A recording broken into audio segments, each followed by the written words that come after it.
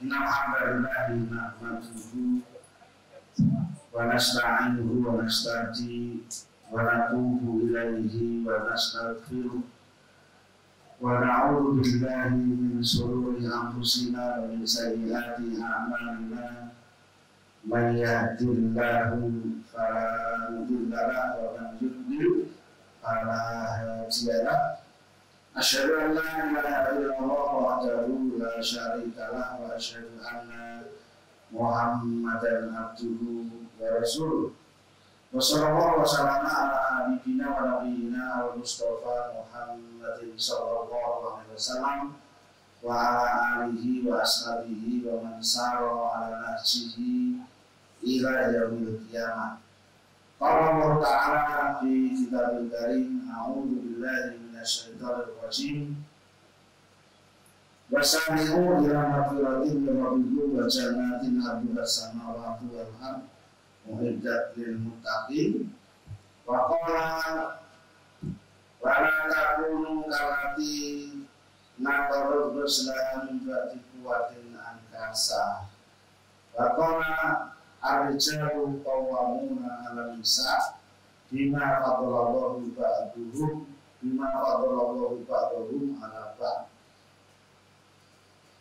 Summa qala Rasulullah sallallahu alaihi wasallam badiru bil a'mali fitana. Wa qala al-qa'il laisal id liman lam yasal jadi wa innamal id liman ta'atuhu kasib. Wa qala Ustaz Abdul Hakim laisal id liman lam yasal jadi wa innamal id liman zawjahu kasib.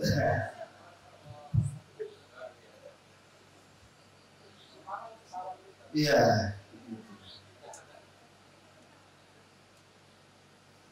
Baiklah, saudara-saudara sekalian yang dimuliakan oleh Allah SWT, alhamdulillah pada kesempatan tahun ini kita bisa dipertemukan lagi oleh Allah SWT di di kesempatan yang sangat mulia, yang sangat dirindukan oleh Ustadz dan Ustadzah sekalian, yaitu momen Ponsa, yaitu Pondok Sawalan Bias Indonesia. Ini adalah momen kita untuk mencas keimanan kita, mencas gerakan ngaji kita, termasuk mungkin mengevaluasi apa yang telah kita capai, mana yang perlu dipertahankan, mana yang perlu ditingkatkan, dan mana-mana yang perlu diperbaiki. Itulah memang kata Pak Haji sebagai dinamika kehidupan, romantika hidup kita seperti itu. Ya. Kita berkonsan, bermuhasabah, setelah bermuhasabah selama 1 bulan, ya, belajar mendidik hawa nafsu, belajar mengendalikan hawa nafsu, bermuhasabah, mengevaluasi diri, kemudian kita bertemu ya, secara berjamaah hari ini, kemudian mendiskusikan apa yang perlu kita perbaiki untuk modal 1 tahun ke depan. Mudah-mudahan tahun ini ibadah Ramadan kita diterima oleh Allah SWT, ditandai dengan meningkatnya kualitas individu kita, ditandai pula dengan meningkatnya kualitas lembaga dakwah kita. Amin Allahumma. Salawat beserta salam senantiasa tercurah pada junjungan Nabi kita Nabi Agung Rasulullah Muhammad sallallahu alaihi wasallam beserta seluruh keluarganya, para sahabat-sahabatnya, serta para pengikut dan para pecinta sunnah-sunnahnya sampai kelak yaumil qiyamah. Dan mudah-mudahan kita besok bisa bersama Rasulullah sallallahu alaihi wasallam karena kecintaan kita kepadanya, karena kita hanya beramal soleh dan beribadah menurut sunnah-sunnah dan petunjuknya, ya, sehingga kita bisa bersama-sama beliau di akhirat nanti. Amin Allahumma. Baiklah saudara-saudara sekalian, sebagaimana yang saya sampaikan tadi, saya malam hari ini tidak sendiri, saya ditemani oleh seorang pakar. Pakar itu apa ya Pak? Di atasnya profesor, ya, orang betul, ahlinya ahli, orang betul, intinya inti. Nah ini orangnya. Pokoknya segala permasalahan nanti akan beliau jawab, insya Allah. Dengan apa namanya hikmah di balik sebuah apa namanya kejadian, sebuah kasus, nanti beliau akan selalu menemukan. Jadi silakan nanti semuanya mendiskusikan apa saja, pasti beliau akan menemukan hikmah di balik itu semua. Ini adalah sebuah apa namanya kesempatan bagi kita semua ya untuk mengurai permasalahan-permasalahan yang kita hadapi ya, karena begini saudara sekalian ya, urusan apa namanya kita ya yang tadi dibahas, temanya apa tadi? Temanya apa tadi diskusinya? Kamunya istri. Bukan ya? Durhananya istri. Masa Ustazah ada durhana atau tidak? Tidak kalamnya suami. Suami berada kalam dulu. Ya. Kita akan mendiskusikan seputar kalamnya seorang laki-laki dan durhananya seorang istri. Tentunya kita sudah menguasai yang namanya teori istri sholihah. Gitu ya, sudah ya.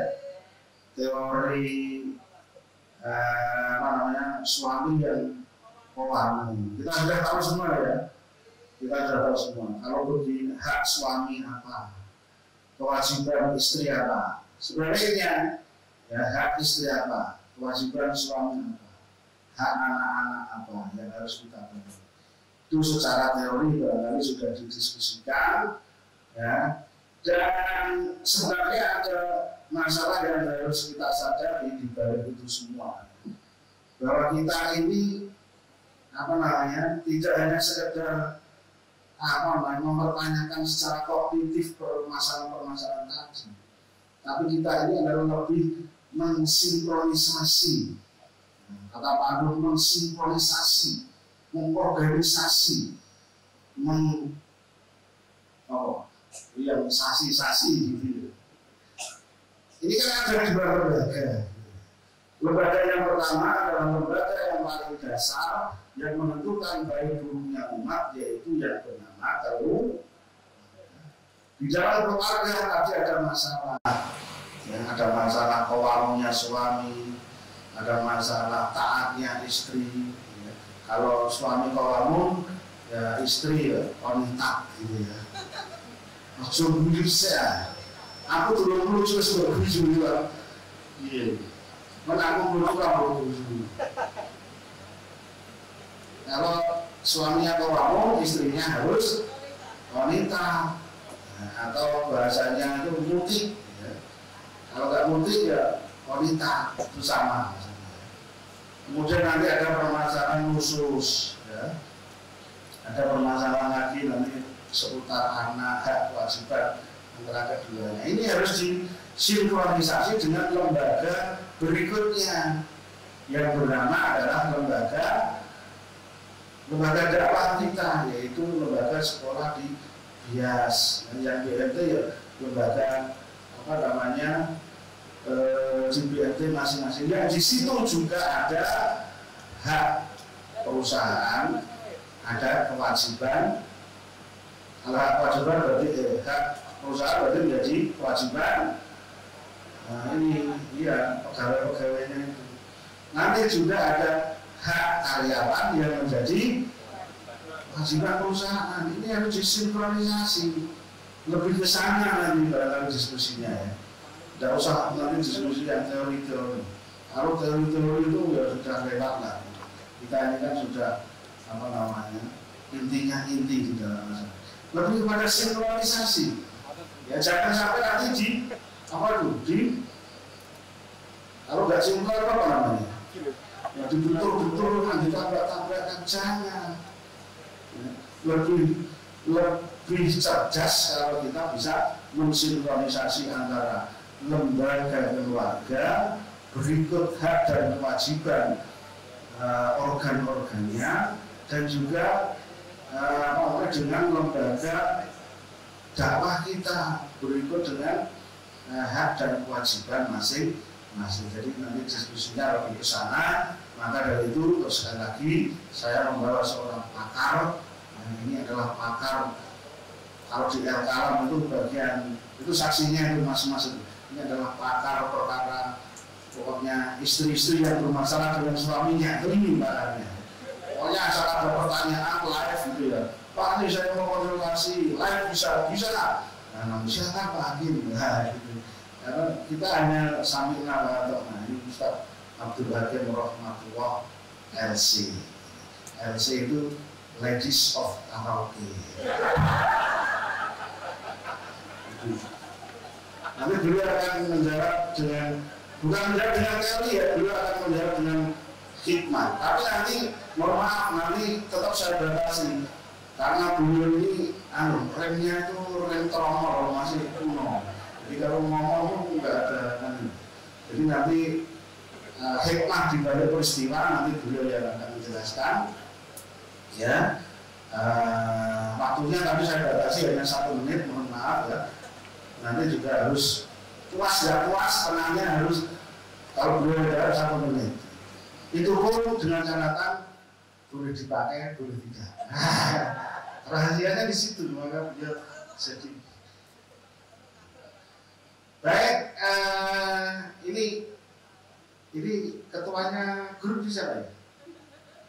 Ketuanya kelompok ini belum ada. Loh, ketuanya malah hilang. Siapa?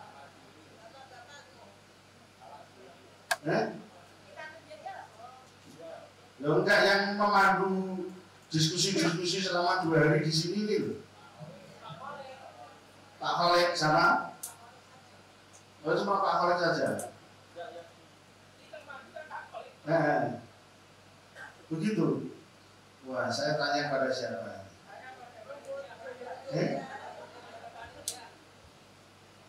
Begitu, jadi ini nggak usah ada ceramah ya, tapi seperti itu ya gambarannya ya. Sinkronisasi itu yang penting. Ya. Biar tidak setiap tahun ada benturan-benturan antara kepentingan keluarga dengan kepentingan sekolah. Tapi lebih kita sinkronisasi. Sinkronisasi itu begitu kayak Ustadz Ahyar itu. Jadi kalau ada acara lembaga, dia yang isi, istrinya disuruh ikut jadi peserta. Nah itu sinkronisasi. Jadi tidak ada benturan. Jadi diusahakan itu seperti itu. Kalau istrinya yang isi, suaminya dibujuk jadi peserta. Nah itu sinkronisasi. Jadi nanti tidak ada benturan. Semuanya berjalan secara beriringan, secara sinkron, ya, sehingga setiap tahun kita tidak mendapatkan masalah-masalah itu. Kewajiban kita di dalam keluarga juga berjalan ya, karena itu juga merupakan kewajiban kita di lembaga dakwah juga berjalan dengan sempurna karena itu juga kewajiban jihad kita fisabi. Oke, silahkan langsung kita diskusi atau bagaimana ini? Atau perlu pencerahan dulu dari pakar kita? Ya, silakan Ustadz Hakim untuk memberikan pencerahan 2 menit. Itu saja dengan catatan apa tadi? Enggak, maksudnya harus. Ya. Oh, 3 menit ya. Silakan Ustadz Hakim. Ada yang menghitung ya? Bismillahirrahmanirrahim. Assalamualaikum warahmatullahi wabarakatuh. Hamdan wa syukran lillah, salatan wa salaman ala Muhammadillah Muhammad ibn Abdillah sallallahu alaihi wasallam wa ala alihi wa ashabihi wa mawala. Ma'ba'an para ustaz dan ustazah. Nah, jadi Jadi dari bahasa yang tak terima dari Ustaz Parman, wah kayaknya Ana bakal ini nih semua pertanyaan ke Ana bakal habis kayaknya. Ya beliau Ustaz Parman lebih pakar lah masalah hal ini. Oke, Bapak sekalian, Ibu sekalian, karena kita konteksnya adalah rumah tangga dan di sini harusnya Ana sebagai pendengar, karena teman-teman semuanya secara umum tak lihat rumah tangganya lebih lama dari anak, berarti pengalamannya lebih banyak dalam menghadapi problematika, lebih berpengalaman. Tapi karena ini tugas diminta ke depan ya ngomong-ngomongnya. Bapak-bapak sekalian dan saudara sekalian, kalau kita bahas masalah rumah tangga, maka yang tidak kalah penting adalah tujuan dari berumah tangga. Terus kemudian fokus pada kewajiban-kewajiban kita, bukan fokus menuntut hak, tapi lebih fokus ke kewajiban-kewajiban kita. Adapun tujuan membangun rumah tangga itu sudah dijelaskan oleh Allah Subhanahu wa taala, wa indana ayyuqimah hududallah. Ketika mereka berdua yakin bahwa mereka mampu menegakkan aturan Allah Subhanahu wa taala, maka bismillah jalan. Tapi kalau enggak, maka jangan diteruskan. Nanti akan ada satu kisah sedikit masalah itu. Terus kemudian fokus kita adalah sang suami fokusnya kewajibannya aja, tidak menutup hak pada sang istri. Demikian juga sang istri juga fokusnya kewajibannya aja, tidak menuntut hak, karena kewajiban ini hakikatnya yang membebankan bukan sang suami, juga bukan sang istri, tapi Allah Subhanahu wa taala. Kalau mau menuntut hak, mintalah ke Allah. Karena membebankan kewajiban ini adalah Allah. Misalnya, Allah sudah maksimal melayani suami saya, tapi kok suami saya yang seorang, mohon maaf, bisa tukang, gajinya cuma 100.000 tiap hari, itu dipakai untuk merokok, pakai jajan, pakai ini, sisa 20.000 dikasihkan ke istrinya, anaknya 3, cukup gak cukup ini kan secara zahir terlihat zalim. Maka dalam hal ini sang istri tetap menerimanya dengan lapang dada, terus kemudian meminta ke Allah, ini kurang ya Allah, ini kurang. Nanti biarkan Allah SWT yang memberikan jalan terkait hal itu. Untuk kasus pertama ini ada satu kisah yang disandarkan kepada sahabat mulia bernama Abdullah bin Abu Bakar As-Siddiq radhiyallahu ta'ala anhu. Jadi sekali lagi, ketika aturan-aturan Allah itu tidak tegak dalam rumah tangga, pasti nanti timbulnya adalah masalah. Apalagi kalau ada seorang suami fokusnya membahagiakan istri dengan menabrak aturan Allah, atau sebaliknya, itu nanti justru hasilnya malah bencana. Ada satu cerita, yaitu Abdullah itu putranya Abu Bakar, itu adalah sosok yang sangat ganteng. Bangsawan, menikah dengan seorang perempuan yang sangat cantik dan dari kalangan bangsawan juga, bernama Atikah binti Zaid bin Amr bin Naufal. Jadi namanya kelihatan bahwa ini adalah saudaranya Sa'id bin Zaid, salah satu sahabat yang dijamin masuk surga. Dan rumah tangga ini sangat harmonis. Saking harmonisnya, Abdullah radhiyallahu anhu ini tidak mau keluar rumah, mendekam aja istrinya, masya Allah, sampai berbulan-bulan. Dan ini mungkin kalau kita melihatnya sekarang, wah romantis sekali. Tapi hal ini menjadikan dia itu agak berat. Ke masjid berat, pergi jihad berat, untuk berjuang berat, ini di rumah aja. Maka Abu Bakar melihat hal ini masalah. Lalu kemudian Abu Bakar pun ngomong kepada putranya, sayangkan istrimu, ini benar. Dan zaman dulu seorang anak itu nggak pernah bantah kepada bapaknya. Apalagi orang-orang Arab sampai sekarang kayaknya kayak gitu. Nah, habis itu diceraikan benar, Setelah diceraikan, bukannya semangat ibadah makin kuat, makin tinggi, ternyata malah makin ngobrol, malah makin tidak semangat. Terus kemudian Abdullah pun diomongin oleh bapaknya, perbaiki tujuan nikahmu, perbaiki arah keluargamu, terus kemudian kamu siap gak berkomitmen untuk semakin dekat ke Allah, mentaati aturan Allah dan seterusnya. Kalau anaknya ngomong siap, kemudian dirujuk kembali. Nah, kisah singkat ini walaupun endingnya panjang ya, tidak tak ceritakan sekarang. Maaf, tapi terus kemudian hari, masya Allah, keluarga ini adalah keluarga yang jadi keluarga percontohan di sepanjang masa. Nah, sampai sekarang, tapi ceritanya panjang. Terus terkait masalah kewajiban, fokus pada kewajiban masing-masing. Ini saya boleh cerita lagi, Ustaz? 2 menit, Ustaz. Nah, jadi disebutkan dalam kitab Syarah Uqudul itu ada seorang perempuan di tanah Arab sana yang cantik, yang cerdas, yang mutadayyinah atau agamis, solehah lah insyaallah. Terus dari keluarga baik-baik, keluarga terpandang, terus kaya raya. Maka kriteria seperti ini menjadikan banyak pemuda yang mendekat.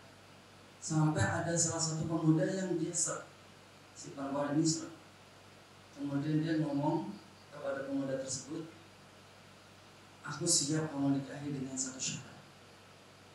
Syaratnya apa itu? La tatazawwaj alayya